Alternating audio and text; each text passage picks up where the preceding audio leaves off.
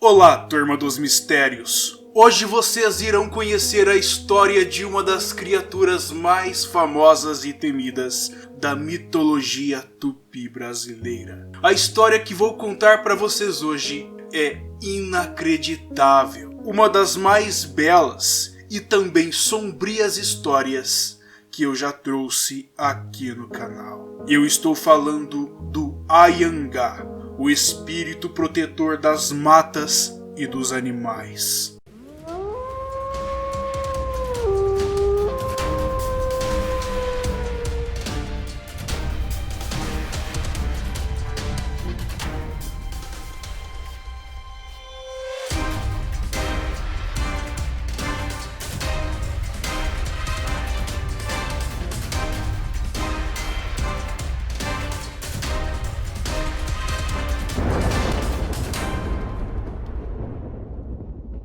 Por muito tempo, a imagem do Anhangá foi vista como um defensor da natureza, da fauna, da flora, mas que logo depois da colonização lhe passou a ser dada uma imagem maligna pelos colonos europeus e pelos padres jesuítas. Como já foi mencionado, o Anhangá é ou era uma entidade conhecida por ser o guardião da natureza para os povos indígenas brasileiros, sendo então defensor tanto da fauna quanto da flora das florestas e matas do nosso país. Também conhecida por ser uma criatura metamorfa, o Anhangá poderia se apresentar sob a forma de qualquer animal, mas não é tão simples assim. Porque sempre que ela toma a forma de uma criatura, ela sempre aparece com o corpo todo branco e com olhos flamejantes como fogo.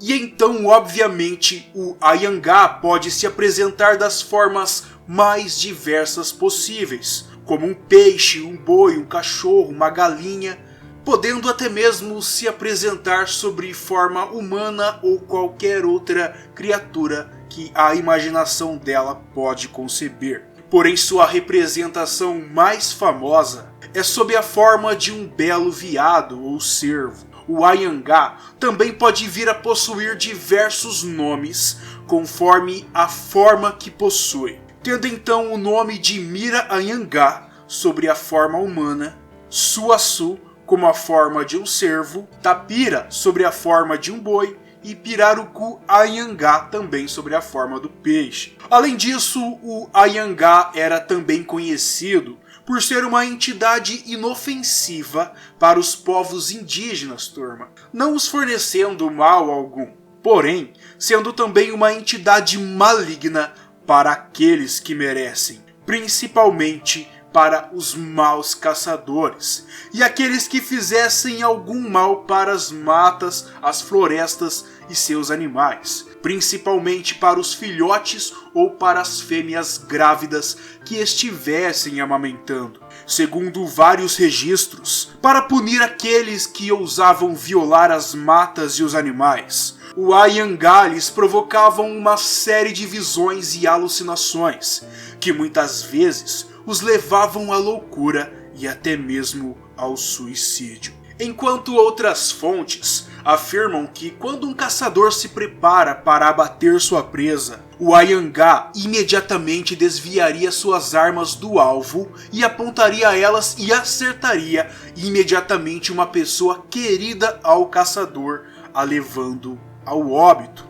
e assim o atormentando e perturbando eternamente. Bem, turma, para quem ainda não entendeu, o Anhangá, ele é na verdade um deus da floresta. Com tantos poderes assim, ele só pode ser uma divindade. Só que o Anhangá é uma criatura justa. Ele só vai punir o caçador caso ele esteja fazendo algo realmente malévolo, maligno, turma. Por exemplo, um caçador que invade a mata e desmata e mata vários animais mais do que ele precisa para se alimentar, ou mata animais que são filhotes ou que são mães que estão amamentando os filhotes. Também é relatado que o Anhangá também poderia ficar invisível, lhe permitindo assim punir os caçadores com chifradas, coices ou pauladas sem poder ser visto.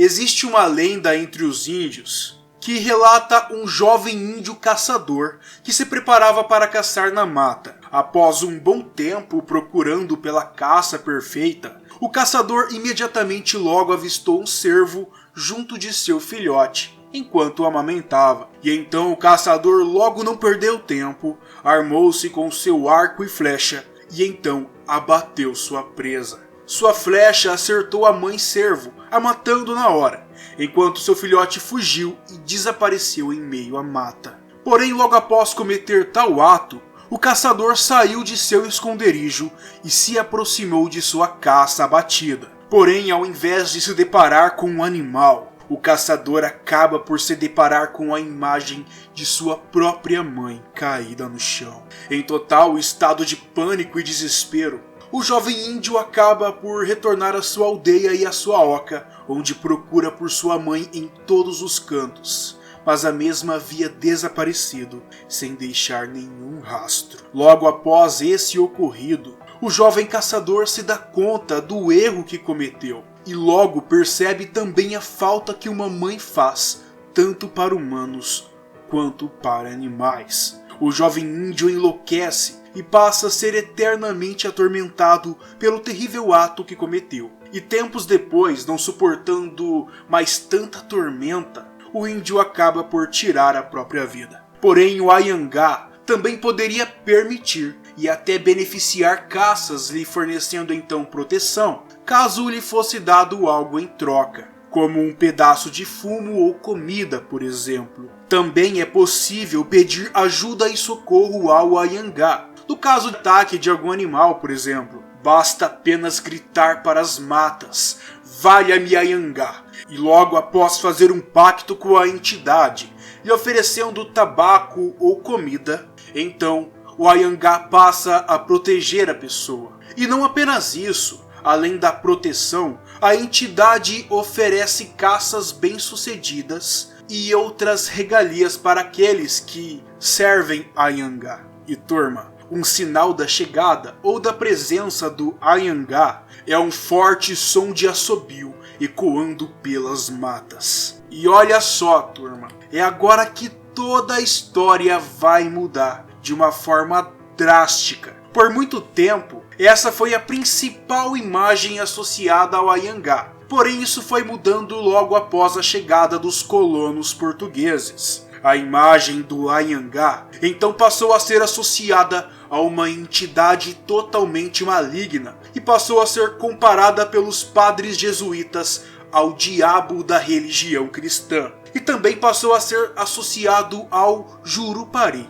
que é a entidade do mal da mitologia tupi. E em breve vou fazer um vídeo sobre ele. Sob a influência dos colonizadores europeus e dos padres jesuítas, os povos indígenas passaram a associar o Anhangá como um deus do mal e da morte, governante do submundo e um grande rival e inimigo do deus Tupã. E suas aparições agora passaram a significar maus agouros, ou até mesmo poderiam anunciar um presságio de morte. E essa mentira tomou uma proporção tão grande que sua imagem passou a ser difundida pela Europa, apresentando as mesmas características dadas pelos jesuítas, ou seja, como a imagem de um demônio. E até mesmo o poeta Gonçalves Dias referiu-se ao Anhangá como uma entidade espiritual responsável por todos os males da natureza. É muito triste como essa história foi distorcida, meus amigos.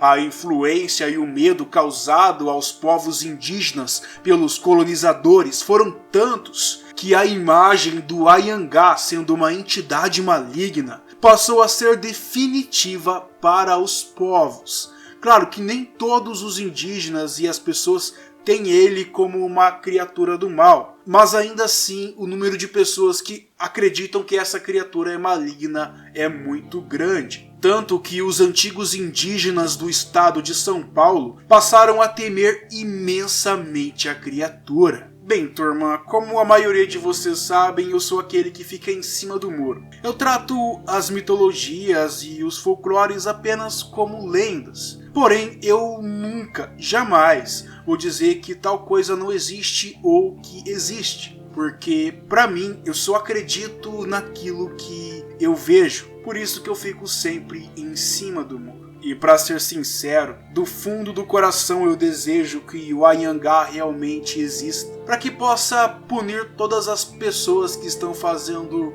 tanto mal às nossas matas e aos nossos animais. Não do Brasil, mas do mundo todo. Eu recomendo muito uma série do Netflix, acho que chama Terra ou Nosso Planeta, algo assim. Bem, eu vou colocar aqui na descrição do vídeo o nome, ou então vou comentar aqui embaixo, porque é uma série que mostra muito do que está acontecendo no planeta atualmente. Eu realmente me emocionei ao falar desse animal, porque conforme eu fui gravando esse áudio, eu realmente fui desejando que tal criatura fizesse justiça ao nosso mundo, ao nosso planeta. E vocês, o que acham disso? Comentem aqui embaixo nos comentários. Antes de terminar o vídeo, eu quero dizer uma coisa bem interessante. Devido ao grande temor que o Anhangá agora causa nos indígenas, várias lendas começaram a surgir a respeito do rio Anhangabaú, que na língua tupi significa espírito do mal.